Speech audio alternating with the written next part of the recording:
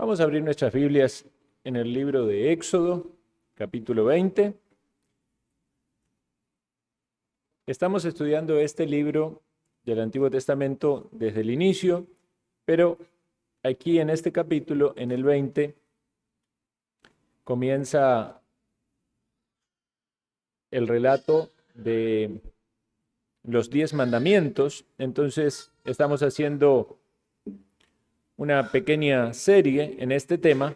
Yo estoy tomando como referencia un famoso libro de puritano Thomas Watson sobre los 10 mandamientos. Entonces quiero también que los aprendamos, o los podamos de algún modo tratar de identificar y memorizar en los catecismos. Cuando le enseñamos a los niños, aparecen las preguntas acerca de los 10 mandamientos y ellos tienen que memorizarlo, pero es un desafío también para los adultos porque muchos adultos no conocen completamente los 10 mandamientos de memoria. Entonces vamos a tratar de leer este párrafo de la Escritura cada vez que tengamos esta serie completo y hagamos un esfuerzo por ir memorizándolos.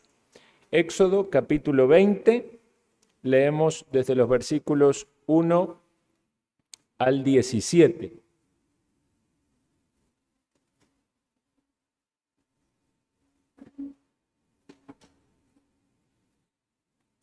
Leo para ustedes. Dice así la palabra del Señor. Y habló Dios todas estas palabras diciendo: Yo soy Jehová tu Dios que te saqué de la tierra de Egipto, de casa de servidumbre. No tendrás dioses ajenos delante de mí. No te harás imagen ni ninguna semejanza de lo que esté arriba en el cielo, ni abajo en la tierra, ni en las aguas debajo de la tierra. No te inclinarás a ellas, ni las honrarás, porque yo soy Jehová tu Dios, fuerte, celoso, que visito la maldad de los padres sobre los hijos hasta la tercera y cuarta generación de los que me aborrecen. Y hago misericordia a millares, a los que me aman y guardan mis mandamientos. No tomarás el nombre de Jehová tu Dios en vano, porque no dará por inocente Jehová al que tomare su nombre en vano. Acuérdate del día de reposo para santificarlo. 6 días trabajarás y harás toda tu obra, mas el séptimo día es reposo para Jehová tu Dios. No hagas en él obra alguna, tú, ni tu hijo, ni tu hija, ni tu siervo, ni tu criada, ni tu bestia, ni tu extranjero que está dentro de tus puertas. Porque en 6 días hizo Jehová los cielos y la tierra, el mar y todas las cosas que en ellos hay, y reposó en el séptimo día. Por tanto Jehová bendijo el día de reposo y lo santificó. Honra a tu padre y a tu madre, para que tus días se alarguen en la tierra que Jehová tu Dios te da. No matarás. No cometerás adulterio, no hurtarás, no hablarás contra tu prójimo falso testimonio, no codiciarás la casa de tu prójimo, no codiciarás la mujer de tu prójimo, ni su siervo, ni su criada, ni su buey, ni su asno, ni cosa alguna de tu prójimo. Hasta aquí nomás en la lectura de la palabra del Señor. En el sermón pasado hablamos de cómo deben ser los aspectos de nuestra obediencia, aquello que lo hace a la obediencia nuestra aceptable a Dios, y mencionamos 6 puntos. Dijimos que debe ser esa obediencia libre y alegre, devota y ferviente, debe ser amplia en todos los mandamientos del Señor, debe ser sincera, debe ser en y por Cristo y debe ser constante. Luego dijimos, ¿por qué la gente no obedece a Dios? Y ahí identificamos 2 problemas. Un problema es la falta de fe y el segundo problema es la falta de arrepentimiento. Y luego vimos la contraparte, que es lo terrible de la desobediencia, que la desobediencia es un pecado muy terrible y por consecuencia es destructivo. Entonces, antes de que nos metamos en la exposición de este sermón, vamos a hacer una oración buscando la bendición del Señor sobre lo que hablemos. Una vez más llegamos ante tu presencia, oh Dios poderoso, creador del cielo y la tierra. Gracias te damos porque estamos aquí dispuestos para predicar y escuchar tu palabra y pedimos tu auxilio. Lo hacemos con temor, no pretendiendo meditar en pensamientos o razonamientos que brotan del corazón humano, sino de aquello que viene de tu santa palabra. Y queremos, Señor Dios, que nuestra meditación sea guiada por tu Santo Espíritu y que las verdades de tu palabra sean proclamadas tal como tú así lo quieres. Concédenos sabiduría para esto, de nuevo, a mí para poder expresarlo y oídos atentos a todos los oyentes. Sabemos que nuestra carne es débil y que el enemigo de nuestras almas no quiere que atendamos a tu voz, pero también confiamos que tú eres Dios poderoso y que tú bendices este tiempo especial de tu iglesia congregada porque nos has prometido tu presencia y que tu Santo Espíritu obra en los oyentes conforme a tu voluntad, que tu palabra cumple los propósitos para los cuales tú la envías.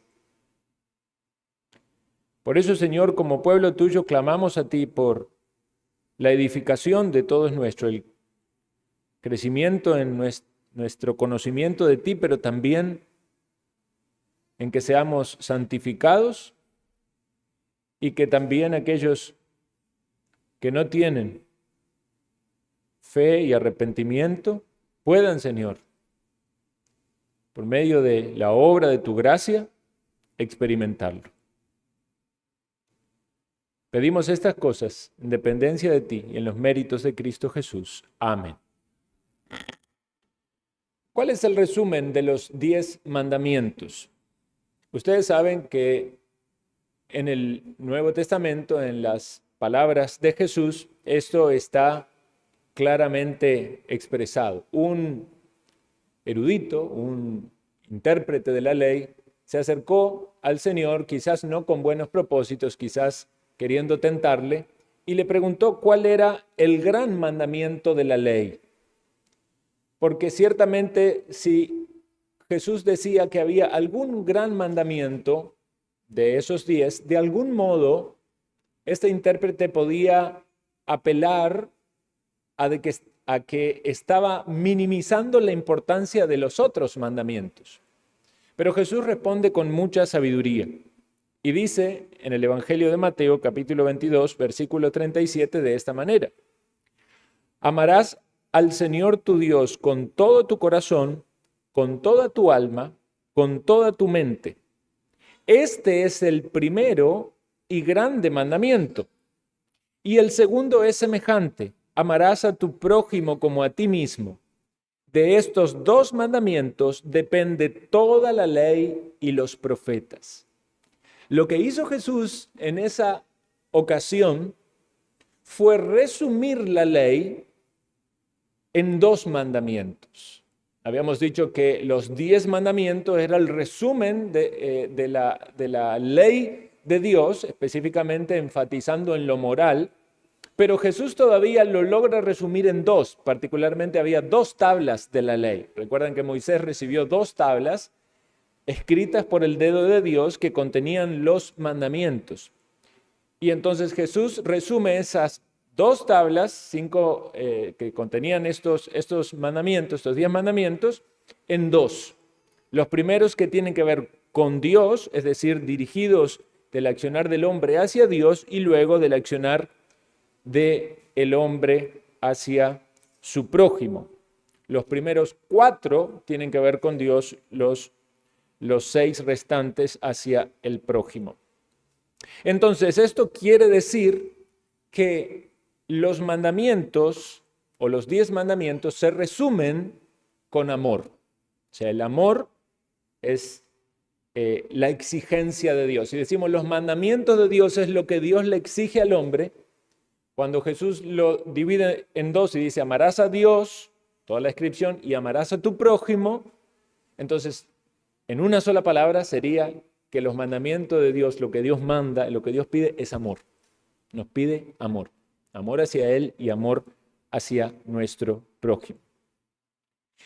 Y la manera en la que Dios lo ha expresado en su palabra, al decir que debemos amarle con todo nuestro corazón, con toda nuestra alma, con toda nuestra mente. Otro de los versículos dice con todas nuestras fuerzas. Es que Dios no quiere perder absolutamente nada de nuestro amor. Dice este predicador Thomas Watson, el amor es el alma de la religión cristiana, es lo que constituye un verdadero cristiano. El amor es la reina de las gracias, brilla, resplandece ante los ojos de Dios tal como las piedras preciosas en el pectoral de Aarón. Recordando las vestiduras sacerdotales que usaban, ¿verdad? Y tenían ese pectoral y había piedras que eran piedras brillantes. Entonces, como que ahí está el énfasis. Hagámonos, queridos hermanos, algunas preguntas y respondamos sobre este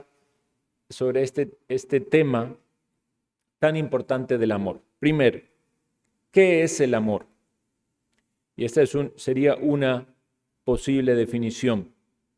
El amor es un fuego santo encendido en el alma mediante el cual el cristiano busca y sigue a Dios como su bien supremo.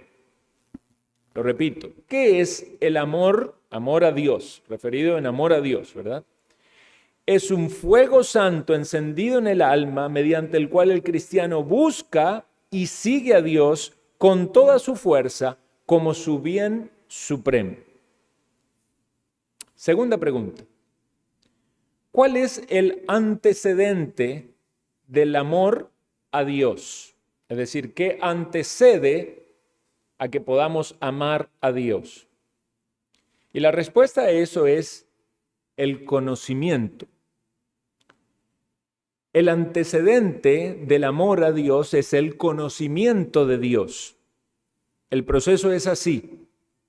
El Espíritu de Dios brilla en nuestro entendimiento y nos revela las bellezas de la sabiduría de Dios, de la santidad de Dios, de la misericordia de Dios. Obviamente lo revela por medio de su palabra, pero alguien puede leer la palabra y no necesariamente estar teniendo esa revelación interior, ¿verdad? O sea, el Espíritu Santo utiliza la palabra y obra en nuestro corazón para que conozcamos a Dios. Y cuando conocemos las virtudes de Dios, esas cosas atraen y elevan nuestro amor hacia Dios. Por lo tanto, la conclusión sería la siguiente. Quien no conoce a Dios no puede amarlo. Quien no conoce a Dios no puede amarlo. Y de esto también debe desprenderse lo siguiente. Si conocemos mal a Dios, también nuestro amor hacia Dios va a verse afectado. Si alguien cree en Dios no como Dios es, porque Dios se revela en su palabra como Él es, pero si alguien cree en un Dios hecho no bajo la revelación escritural, sino bajo las invenciones de la mente humana, o en falsos dioses, como sabemos que hay, entonces también está dirigiendo su amor hacia un objeto distinto, por decirlo así, y no está pudiendo amar a Dios porque no lo conoce correctamente. Para ponerlo de una forma un poco pintorescas, si las nubes de la ignorancia están tapando el sol de nuestro entendimiento, estará oscuro en las emociones del corazón. Si queremos un amor verdadero, debemos tratar de quitar esas nubes y que el conocimiento correcto de Dios promueva esas emociones y actitudes correctas hacia Dios que se van a expresar por el amor. Tercera pregunta. ¿En qué consiste la naturaleza del amor? La naturaleza del amor consiste en deleitarse en su objeto. Decía Tomás de Aquino, el deleite del amante en su amada. Es decir, que si hablamos del amor a Dios, es el deleite en Él, en Dios. Y esto lo dice el Salmo 37:4, deleítate a sí mismo en Jehová. La gracia, cuando obra en el pecador, en el momento de nuestra conversión, cambia nuestros afectos y nuestros deleites. El hombre que está muerto en sus delitos y pecados no tiene afectos o deleites por Dios, por lo menos no son genuinos, sinceros. Pero la gracia de Dios nos hace pensar en Dios como un objeto digno de amor. No, al decir objeto no estoy diciendo que es un objeto inerte, sino como a donde van dirigidos nuestros afectos. El amor a Dios es especial, ciertamente muy especial, porque en Dios no hay defectos. Una de las características de Dios es que Él es perfecto. Entonces no hay ningún amor más deleitoso que aquel que se deposita en quien nunca necesita cambiar nada. O sea, si Dios es perfecto, no necesita cambiar nada. De hecho, Dios no cambia. Y todavía es algo que asegura su perfección. Es perfecto y es inmutable, no cambia. Y si Dios es perfecto, es un objeto de deleite en sí mismo. Y si le amamos a Él, estamos amando aquello que es deleitoso. O sea, no hay mejor amor para experimentar que aquel que se deposita en quien es perfecto. La consideración entonces no es solamente que Dios dice, debes amarme, como una imposición, como un mandamiento, como una obligación. Sí, es verdad, es un mandamiento. Pero cuando Dios dice, debes amarme, cuando nosotros pensamos en la Escritura que nos dice que debemos amar a Dios, es más bien un privilegio. ¿Cómo no amar a Dios? Sería la pregunta. Si Él es perfecto, si Él es la fuente de deleite mayor que alguien pudiera experimentar. Y siempre corremos con el peligro en nuestra mente pequeña, finita, que no alcanza a comprender la magnitud y la infinitud de Dios, de dividir o diseccionar o partir conceptos, ¿verdad? Y estamos pensando nada más en el concepto del amor y en nuestra relación con Él, pero no podemos olvidarnos que es nuestro creador, que Él nos hizo, que Él nos formó, que Él nos mantiene, que Él nos sostiene y nos manda a que le amemos. Y no hay nada mejor para nosotros que experimentar el amor de Dios y el amor a Dios. Cuarto punto, o cuarta pregunta. ¿Qué características tiene que tener nuestro amor hacia Dios? Voy a mencionar rápidamente 7 que aparecen aquí. Nuestro amor debe ser sincero. Un amor sincero, con todo nuestro corazón. Dios exige una entrega completa. No podemos dividir nuestro amor hacia Dios y hacia el pecado. La verdadera madre que estaba frente al rey Salomón, algunos recuerdan la historia, no quería que el niño estuviera dividido. Dios no quiere que nuestros corazones estén divididos. Debemos entregárselo por completo. En segundo lugar, un amor desinteresado. El interés de nuestro amor hacia Dios debe ser Dios mismo, su ser. Debemos amar a Dios por Él mismo, por sus excelencias intrínsecas. Debemos amarlo por su hermosura. El cristiano sincero ama a Dios por sí mismo, por esas brillantes perfecciones que hay en Él. Pensemos cuántas personas en este mundo manifiestan algún interés o afecto hacia Dios limitado tan solamente a las dádivas de Dios. Quiere que Dios le provea, quiere que Dios le dé salud, quiere que los guarde, pero es tan solo pensando en lo que Dios les puede dar. Y se están perdiendo la mejor parte, porque mucho más glorioso que todo lo que Dios nos puede dar es lo que Dios es. Aunque eso que Dios es también se manifiesta en las dádivas. Pero si lo limitamos solamente a las dádivas terrenales y a las experiencias materiales de la vida, estamos dejando de lado todo lo maravilloso que no es visible a nuestros ojos. También debe ser esforzado. Debemos amar a Dios, dice, con todas nuestras fuerzas. En el texto hebreo la frase se podría traducir con toda vehemencia. Dice Watson, debemos amar a Dios tanto como podamos. Los cristianos deben ser como los serafines ardiendo en amor santo. Nunca podremos amar a Dios tanto como Él merece. Ni siquiera los ángeles en el cielo pueden amar a Dios tanto como Él lo merece. Pero es un amor activo que mueve a la acción. Debe ser activo en sus afectos, debe hacer cosas. El amor hace que la cabeza estudie, que las manos trabajen, que los pies corran en el camino de sus mandamientos.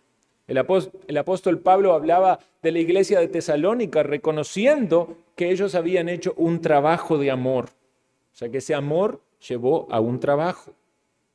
Y el ejemplo de esto lo vemos también en aquella mujer que amaba a Jesús y fue con un frasco de perfume, con ungüentos y los derramó sobre los pies de Jesús y enjugó con sus cabellos. Y el Señor elogió a esa mujer. Nunca podremos hacer lo suficiente por la persona a la que amamos. O sea, siempre hay algo más para hacer. Y esto, por supuesto, es aplicable con Dios. Siempre podemos hacer más por Dios y para Dios. El amor debe ser prioritario. Nuestro amor por Dios debe estar por encima de todas las cosas. Así cuando usted echa un poco de aceite en algo que tiene agua y el aceite flota, así nuestro amor por Dios debe estar por encima de las posesiones terrenales, de nuestros afectos terrenales, de nuestra familia, por encima del amor que puede tener uno por padre, madre, cónyuges, hijos, por encima de cualquier amistad o de cualquier afecto terrenal. El mundo secular, ¿verdad?, como que idolatra mucho el amor de la madre. Dice, ay, no hay amor más grande que el amor de la madre. Pero en realidad no hay mayor amor que el amor de Dios. Y el amor que alguien pudiera expresar, impregnado de esa gracia divina, es el amor hacia Dios, en obediencia a la palabra del Señor. Dijo el Señor Jesús, el que ama a padre, madre más que a mí no es digno de mí. El que ama a hijo, a hija más que a mí no es digno de mí. Por lo tanto, aquellos que quieren seguir a Cristo deben decir, mi amor prioritario es por Él. Y todo lo demás va a estar sometido a eso. Esto no significa de que vamos a tener malas relaciones en el plano terrenal. Al contrario, nunca vamos a amar más a nuestra familia que cuando amamos primeramente a Dios. El amor debe ser constante. Nuestro amor a Dios debe ser constante, como el fuego que guardaban las vírgenes que esperaban al esposo. El amor debe ser como el pulso que late mientras hay vida. Dicen Cantar de los Cantares, las muchas aguas no pueden apagar el amor. El amor debe ser firme, debemos estar arraigados y cimentados en el amor, dice el apóstol Pablo en Efesios 3:17. Una rama no crece sobre una raíz seca. El amor, para que no muera, debe estar enraizado y debe tener abundante agua. Consideremos entonces ahora cuáles son las señales de un amor verdadero a Dios. ¿Tenemos amor por Dios? Podría ser una pregunta que nos hagamos, reflexionemos. ¿Ama usted a Dios? Pensemos y meditemos en esto y hagamos nuestro examen. Si amamos a Dios, en primer lugar, nuestro anhelo está en Él. Dice Isaías 26:8, tu nombre, tu memoria es el anhelo de nuestras almas. El que ama a Dios respira después de tener comunión con Él. Quiere estar en comunión con Dios. Cuando hablamos de comunión, hablamos de algo en común y hablamos de unión, hablamos de una conexión. Para eso vino Cristo, ¿verdad? Para conectarnos con Dios. Por eso el Hijo nos ha revelado al Padre. Por medio del Hijo podemos estar en comunión con el Padre y su Santo Espíritu obra en nosotros. Una salvación trina, Dios Padre, Dios Hijo, Dios Espíritu Santo. La falta de comunión del creyente es como un tiempo de inmersión. Si usted se sumerge en el agua, puede, quizás si el agua es clara, ¿verdad?, mirar abajo en la superficie, debajo de la superficie. Puede aguantar un tiempo la respiración, pero a medida que pasa el tiempo, la necesidad de oxígeno irá en aumento y llegará a un punto donde anhela salir a la superficie y obtener el oxígeno como la única esperanza ya de vida. Porque si no tiene oxígeno, ¿verdad?, si no puede respirar, sabe que se muere. Muchas veces, cuando el creyente no está en comunión con Dios, es como estar ese tiempo sumergido. Y hasta en algún momento, por la debilidad de nuestra carne, no estamos en comunión con Dios y estamos disfrutando de las cosas que vemos allí abajo, sumergidos en nuestros caminos, en el mundo, en el pecado. Pero es una cuestión de minutos, ¿verdad? Y necesitamos una vez más el oxígeno que mantiene nuestra vida.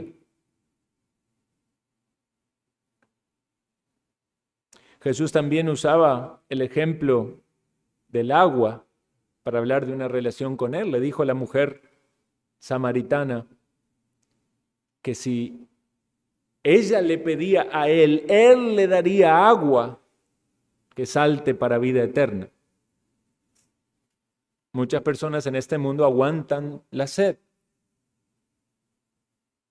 pero Cristo está ofreciendo esa agua. De algún modo, Jesús estaba estimulando el anhelo en ella por Dios, para que tuviera fe en Él. Nuestro anhelo debe estar en Él. Si amamos a Dios, debemos desear estar con Él. Muchas veces, aún siendo conscientes de que nuestro distanciamiento de Dios es en detrimento de nuestra propia condición, es lo que nos perjudica. O sea, tenemos que luchar contra nosotros mismos y contra nuestra carne para buscar a Dios. Pero recordando lo que acabamos de meditar, es que no hay nada más maravilloso para nosotros que poder experimentar la comunión con Dios. Segundo lugar, el que ama a Dios desea estar en su presencia. Y cuando hablo de la presencia de Dios no significa morirse e ir a la presencia de Cristo, sino en esta vida estar con Él, estar conectado con Él. Las personas enamoradas desean oír la voz de su amado o de su amada. Estar con Dios entonces es comunicarse con Dios. Por medio de la oración hablamos con Dios, por medio de la lectura de la palabra escuchamos la voz de Dios o la palabra predicada. Ama la palabra de Dios, porque es el espejo donde brilla la gloria de Dios con sus perfecciones. En las Sagradas Escrituras nos encontramos con aquel que nos ha amado y a quien nosotros amamos. si hemos experimentado el perdón de nuestros pecados y hemos sido reconciliados con Dios. En su comunión tenemos las sonrisas y los susurros de Dios y podemos experimentar en algún modo un anticipo del cielo. Aquellas personas que no desean la palabra de Dios no aman a Dios. Aquellos que no quieren hablar con Dios no aman a Dios. Y aquellos que quieren amar a Dios empiezan por conocerlo y para esto necesitan su palabra. Este es casi que un efecto, una consecuencia natural en aquellas personas que empiezan quizás a querer conocer de Dios. ¿Qué es lo primero que hacen? Buscan una Biblia. ¿Y qué es lo siguiente? Buscan una iglesia, quieren escuchar a Dios, quieren estar con personas que Dios los haya impactado, quieren recibir alguna comunicación, alguna señal, alguna guía para poder acercarse a Dios y experimentar el amor de Dios en sus vidas y poder amar a Dios. Pero quien rechaza la palabra de Dios, quien rechaza al pueblo de Dios, rechaza a Dios y no puede conocer a Dios porque está rechazando los medios por el cual Dios se va revelando. Si rechaza la palabra, rechaza el amor de Dios y recordemos que Dios es amor. En tercer lugar, el que ama a Dios no puede encontrar contentamiento en nada sin Él. Provea para un hipócrita que finge amar a Dios el pan y todas las provisiones necesarias de esta vida y esa persona estará muy contenta. Pero un alma llena con el amor de Dios no puede estar sin Dios. Los enamorados se debilitan si no ven o oyen a quien aman. Escuché esta semana una historia interesante de un médico que trabaja en el cuidado de personas adultas mayores que están en esas residencias. Y dice que cuando llegó a la residencia geriátrica, entonces escuchaba que todas las enfermeras hablaban de una ancianita en particular. Y como que decían que ella tenía algo especial ahí porque siempre estaba pidiendo algo, ¿verdad? Y como que él quedó como con curiosidad, queriendo entender qué pasaba con esa señora que la describían de una manera especial. Finalmente fue y se dio cuenta que la señora esta le contó, dice que los hijos habían decidido colocarla en un hospital así, geriátrico, ¿verdad? Pero que ella estaba con su esposo, tenían más de 90 años, y dice que no encontraron un lugar donde pudiera tenerlos los dos juntos. Entonces, a ella la pusieron en un lugar y al marido lo pusieron en otro. Y entonces ella estaba muy afectada, muy triste por eso. No obstante, el esposo venía todos los días, viajaba, ¿verdad? Llegaba ahí y le daban 2 horas para que estuviera con ella, pero luego tenía que volver a la otra residencia geriátrica donde estaba. Entonces esta señora hablaba y expresaba esto con el doctor y le decía lo difícil que era para ella, que habían estado casados desde los 20 años, tenían más de 90, no poder estar al lado de su amado. Yo cuando él viene y dice, yo quiero acostarme a una siesta y dormir y sentir su piel tocando mi piel y estar con él y olerlo y hablar con él y escuchar su voz. Y el médico se emocionaba todo pensando en cómo ella describía sus afectos para con su amado. Estamos hablando de una relación terrenal en el matrimonio y es precioso escuchar eso.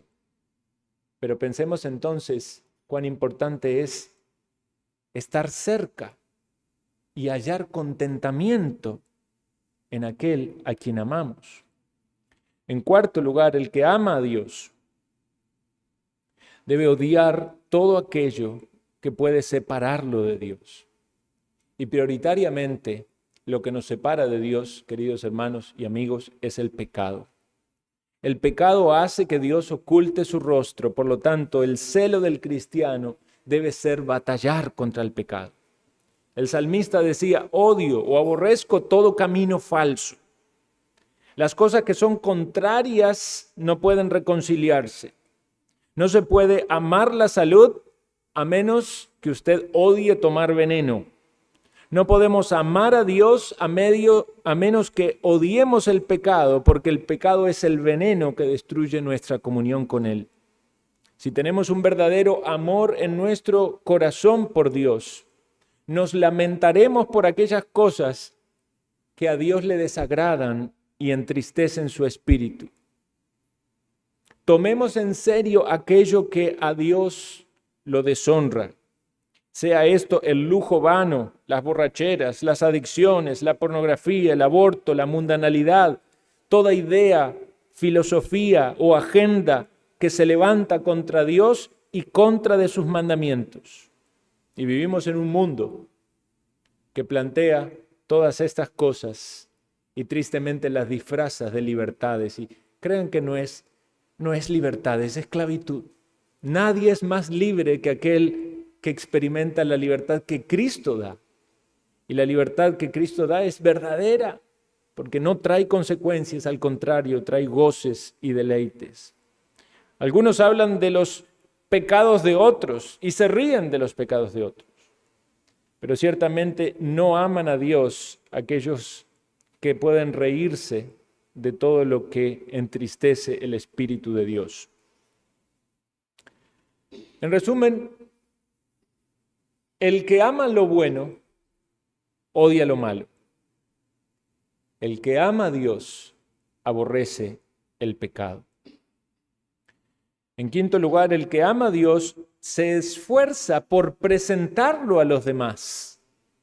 ¿Por qué el cristiano quiere compartir con otros sus creencias, su experiencia? No solo admiramos a Dios, sino que también queremos que otros le conozcan y lo alabamos a Dios y queremos que reciban de su favor. El verdadero amor no puede permanecer en silencio. Recuerdo, había una canción que escuchábamos en el seminario. La canción se llamaba El Silencioso. Y cuenta la historia de aquel que tenía un amigo y que él siempre pensaba, ¿verdad?, de que cómo quisiera que el amigo pudiera seguir a Cristo con él, que pudiera creer en Cristo, pero el amigo andaba en malos caminos, pero él no le compartía, no le contaba del Evangelio, no lo animaba a ir a la iglesia. No. Entonces así pasa toda la vida hasta que el amigo se muere. Y la canción se llamaba El Silencioso, porque era el lamento y el arrepentimiento de aquel que podía haberle contado cómo hallar la salvación, cómo llegar al perdón de sus pecados, pero no lo hizo. Nosotros como creyentes queremos que otros conozcan del Señor. Queremos ser elocuentes en proclamar lo que Cristo ha hecho. Y no hay mejor señal del amor de Dios en nosotros hacia Dios que querer compartir con otros y que otros conozcan ese mismo amor de Dios. Los apóstoles decían, no podemos dejar de decir lo que hemos visto y oído. Y Pablo decía que hacía todo lo posible por ganar a alguno para Cristo. Él quería que los demás experimenten el amor de Dios.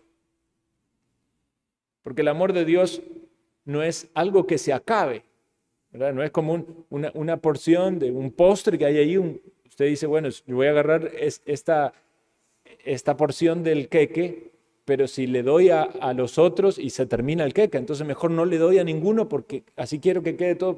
El amor de Dios no se acaba. El amor de Dios va a suplir todo lo que nosotros necesitamos y aún así no se acaba. Podemos compartir a los demás para que también lo experimenten. En sexto lugar, el que ama a Dios está dispuesto a hacer lo que Dios manda, incluso sufrir por Él. Esto es muy claro en los apóstoles, los primeros discípulos, los cuales casi todos terminaron martirizados.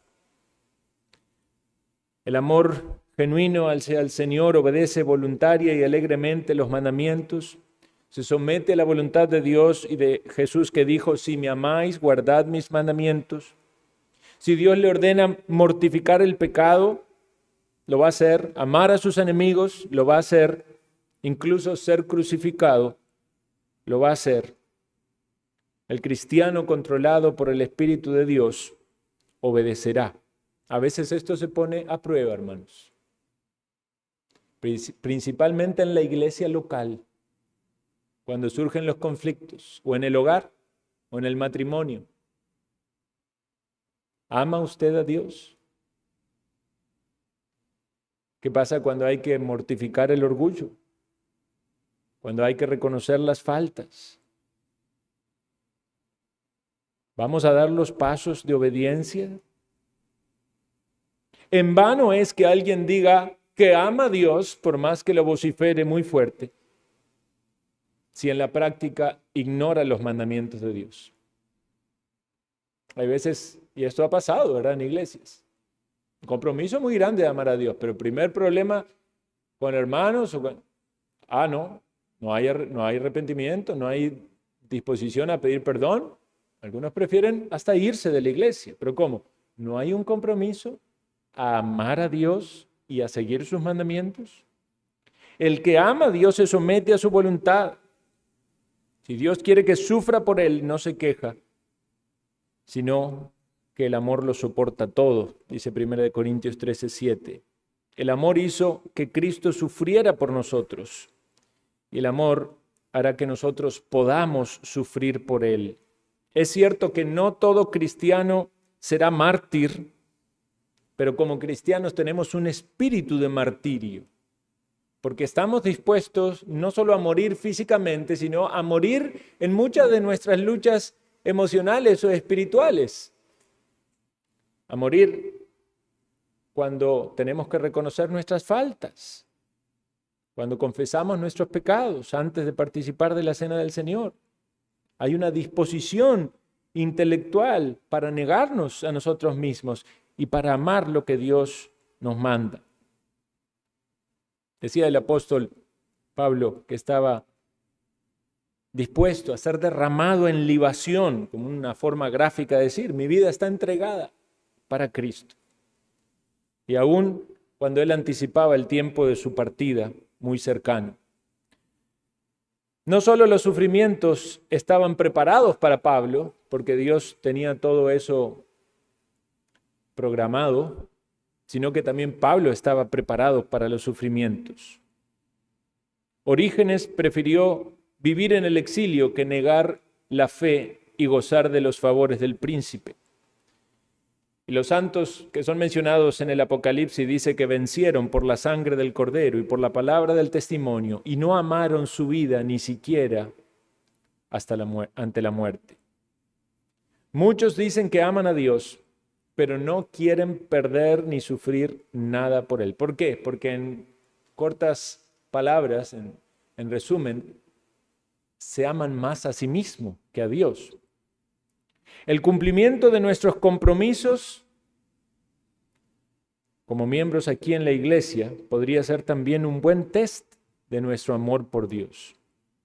¿Recuerdan aquellas cosas con las que nos comprometimos cuando nos unimos a la iglesia local? Lo hicimos voluntariamente y lo hicimos con convicción de que era la manera correcta de obedecer a Dios. Y lo hicimos por amor a Dios y a nuestros hermanos. ¿Nos estamos esforzando por cumplir con eso? Esa es una manera práctica de evaluar nuestro amor por Dios. ¿Qué diremos a aquellos que no tienen ni un grano de amor en su corazón por Dios? Puede haber personas a su alrededor que quizás hasta no tienen temor de expresarlo, que no aman a Dios. Su vida entera depende de ellos, pero no aman a Dios. Dios los sostiene, Dios los alimenta, respiran su aire, viven en su mundo y aún así no lo aman. Debemos saber esto. toda la fuerza de los ángeles que están en el cielo no pueden hacer que el corazón humano ame a Dios. Es solo la gracia misma de Dios que puede transformar un corazón duro como una piedra en un corazón que se derrita o que se encienda en una llama de amor por Dios. Esa es la obra de gracia de Dios que está descrita en la palabra como el nuevo nacimiento. Es una obra del Espíritu de Dios que transforma el corazón y muchos aquí lo hemos experimentado. Dios transformó nuestros corazones porque si fuera por nuestra propia voluntad y fuerza, nuestro corazón hubiera seguido duro como una piedra. Fue la gracia de Dios en nosotros. Algunos se equivocan pensando en los cristianos y dicen, esos que se creen muy santurrones, se creen que aman mucho a Dios. Entendamos esto, si no fuera por la gracia de Dios, hubiéramos seguido odiando a Dios nuestra vida. Hubiéramos seguido aparentando por la religiosidad o por nuestras buenas obras que éramos buenos. Pero fue la gracia de Dios que nos dio arrepentimiento y convicción de nuestros pecados para que ahora sí pudiéramos experimentar el amor hacia Dios y aún reconociendo que nuestro amor sigue siendo imperfecto, pero que hay un amor real por Dios y que va creciendo y que se va perfeccionando porque es Dios mismo el que lo perfecciona en nosotros hasta que estemos en su presencia. Piense por un momento, qué triste es estar vacío del amor de Dios. Qué triste que es no poder experimentar amor a Dios. Si esa es su situación, querido oyente, déjeme decirlo una vez más. No hay para usted más esperanza que la gracia de Dios, el favor de Dios, que haga esa obra en su mente y en su corazón, en su mente para alumbrarla con el conocimiento del Dios verdadero y en su corazón para transformar ese corazón de piedra en un corazón de carne. Las oraciones de muchos aquí es que cuando la palabra es predicada, el Espíritu de Dios haga ese milagro en los oyentes. Las oraciones de nosotros aquí cada miércoles que nos reunimos para orar y decimos, oren por mis familiares, oren por mis vecinos, oren por mis compañeros de trabajo para que Dios les salve. ¿Qué es lo que estamos pidiendo? Un milagro. Porque la salvación es un milagro. Aquí hay milagros de la obra de Dios. La hermana Raquel nos compartía su testimonio de cómo Dios le salvó. Es un milagro. Muchas personas pueden orar a Dios y decirle sálvame y no pasa nada, pero cuando Dios en su gracia toca ese corazón y le da verdadero arrepentimiento, aún el peor de los pecadores, postrado y humillado ante Dios, dice Señor sálvame y esa persona se levanta con un nuevo corazón, porque la gracia de Dios transforma la vida. Por eso deseamos que muchos experimenten el amor de Dios, pero no deseamos solamente experiencias externas. No es que usted tenga una experiencia religiosa, como muchas iglesias donde todo descansa en un emocionalismo, que quizás usted sienta que está flotando en el aire y que Dios la está tocando, que se cae, pero no hay un cambio de corazón. Al otro día sigue siendo la misma persona. No hay una obra del Espíritu de Dios, no hay arrepentimiento, no hay fe genuina. Lo que buscamos no son cambios externos. Lo que clamamos a Dios y a su misericordia que suceda es el milagro de la salvación, de su conversión. Crea en el Señor Dios. Sea un discípulo de Jesucristo y experimentará la transformación en su vida. Aplicación. Animémonos a amar a Dios con todo nuestro corazón y con todas nuestras fuerzas. Vamos a ver los mandamientos y seguramente a medida que vayamos avanzando en cada uno de los mandamientos, vamos a ser confrontados en que no lo estamos aplicando correctamente. Porque una cosa es lo que oímos de los mandamientos, los 10 mandamientos, y pensamos, pero como bien lo explicaba el hermano en la escuela dominical, No es solamente lo superficial o lo externo, es también como Jesús lo ha interpretado y es lo que tiene que ver con nuestro interior. Entonces, si vamos a preparar nuestro corazón para ver los mandamientos, dispongámonos a amar a Dios con todo nuestro corazón, con todas nuestras fuerzas. Quitemos nuestro amor de otras cosas para ponerlo en Dios. Simón, hijo de Jonás, ¿me amas? El amor hace aceptable nuestros deberes. Es mejor amarle que servirle. Dame tu corazón, hijo mío, y que tus ojos se deleiten en mis caminos. No es que Dios necesita nuestro amor. Dios no necesita absolutamente nada. Algunos pintan mal a Dios, lo ven allí llorando porque el mundo mira para otro lado y no lo ama. Dios no carece nada por causa de nuestra falta de afecto. Somos nosotros los que nos perjudicamos de no amarle. Será nuestro gran beneficio si amamos a Dios. Él no busca nuestro amor para quitarnos algo, al contrario, Él busca nuestro amor para llenarlo. Cosas que ojo no vio, ni oído oyó, ni han subido en el corazón del hombre, todo lo que Dios ha preparado para los que le aman. Si lo amas, tendrás una recompensa mayor de la que puedas imaginar. Él te dará el amor de un marido perfecto, porque la iglesia es descrita como la desposada con Cristo, compuesta por todos los que han sido salvos, todos los que han experimentado ese amor. Dice Oseas 2:19, te desposaré conmigo para siempre, te desposaré conmigo en justicia, en juicio, en misericordia, en compasión. ¿Quién no quiere experimentar el amor descrito de esa manera?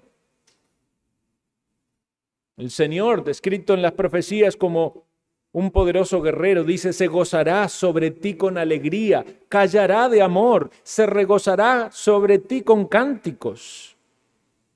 Si amas a Dios, Él te hace mostrar sus riquezas en gloria. Él pone una corona sobre tu cabeza como la prometida para todos aquellos que aman su venida. El emperador Vespasiano dio una gran recompensa a una mujer que llegó y profesó que lo amaba. Simplemente porque profesó que lo amaba, Él le dio una gran recompensa. Pero Dios da una recompensa mucho mayor a aquellos que le aman. El amor es la única gracia que va a permanecer con nosotros en el cielo, porque en el cielo no necesitaremos arrepentimiento. Ya no habrá pecado.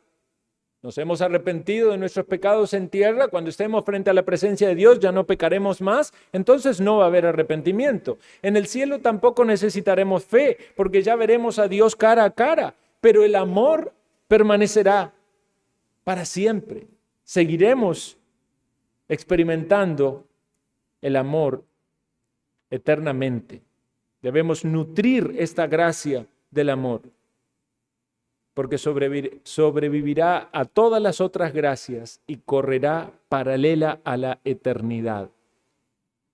Nuestro amor a Dios es una señal de su amor por nosotros, dice Primera de Juan 4:19, le amamos a Él porque Él nos amó primero.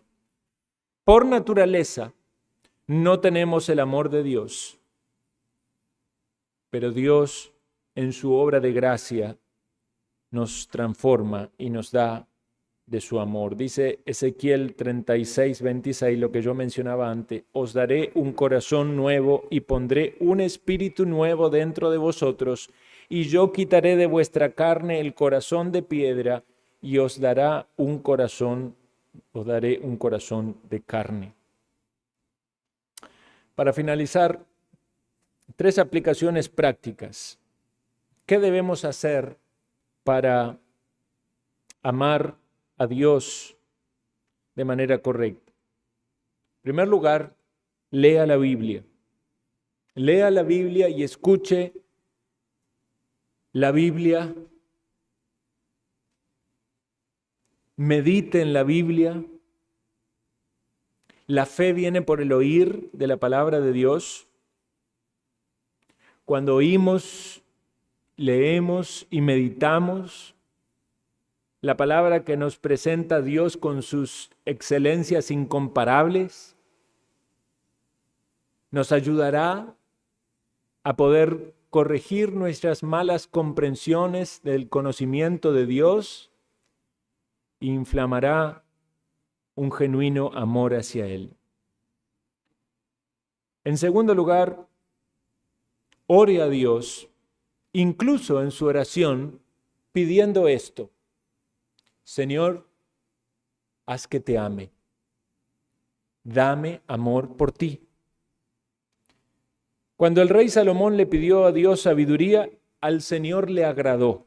¿Acaso no le agradará a Dios escuchar de usted: Señor, dame amor genuino por ti? Y ya sabemos que cuando le estamos pidiendo amor hacia Dios, estamos pidiendo un montón de cosas dentro de esa frase. Seguramente esta oración es agradable al Señor. Si tienes amor por Dios, manténlo ardiendo en el altar de tu corazón. El amor, como un fuego, siempre se puede apagar, se puede extinguir. Si has dejado tu primer amor, como dice Apocalipsis 2:4, por negligencia en el deber o por otros amores que han entrado en competencia, el amor al mundo, recuerde, el que ama al mundo, no, el amor de Dios no está en él, puede ser que nuestro amor se enfríe. Entonces pida a Dios dejar de lado todos esos otros afectos, confesar los pecados para que su amor por Dios vuelva a avivarse. En tercer y último lugar, si usted ama a Dios, conserve y mantenga vivo su amor hacia Él. Si usted descubre que su amor por Dios ha disminuido, se ha enfriado, utilice todos estos medios que Dios provee para revitalizarlo. Échele leña a ese fuego. Junte las brasas. Si usted separa las brasas, el fuego se apaga. Por eso la iglesia de Dios tiene que estar unida. Por eso es necesidad de congregarnos. Por eso la necesidad de exponernos a la palabra predicada, de orar los unos por los otros. Necesitamos estar unidos. Necesitamos de la palabra, necesitamos de la oración para que se mantenga vivo y encendido nuestro amor por Dios, como así también el amor de los unos por los otros. Que todo lo que hemos meditado sea una buena preparación para lo que vamos a estudiar en los siguientes domingos, porque vamos a meditar en cada uno de los mandamientos. Oremos para que nuestros corazones estén dispuestos para escuchar, conocer la palabra del Señor y ponerla